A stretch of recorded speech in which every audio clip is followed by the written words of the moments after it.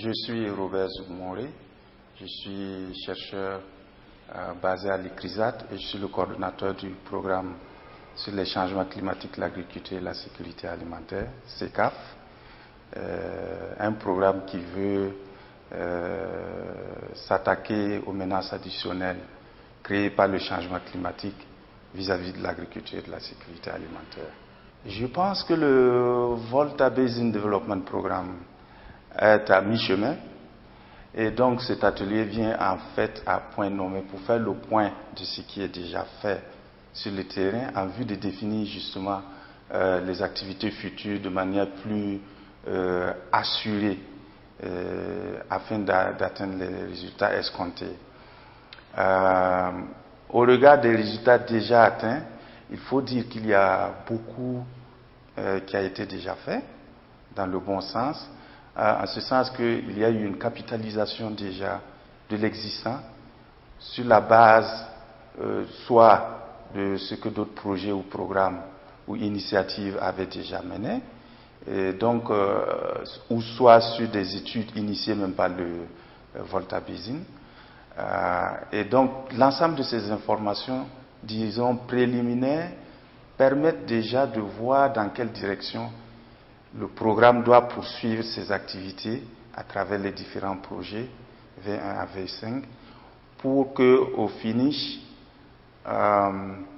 les résultats escomptés, pas seulement en termes de génération d'informations, mais en termes d'impact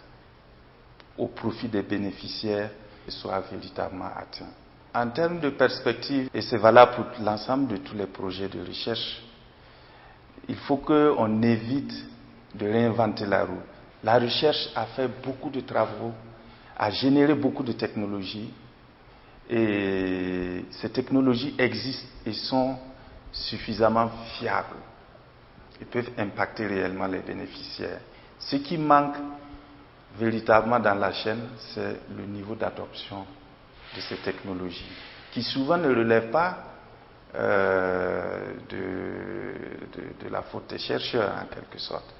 Il faut d'autres maillons pour pouvoir assurer cette adoption. Alors ce que les chercheurs essayent de faire pour corriger un peu ce manquement, c'est d'essayer d'utiliser des approches qui intègrent et qui soient inclusives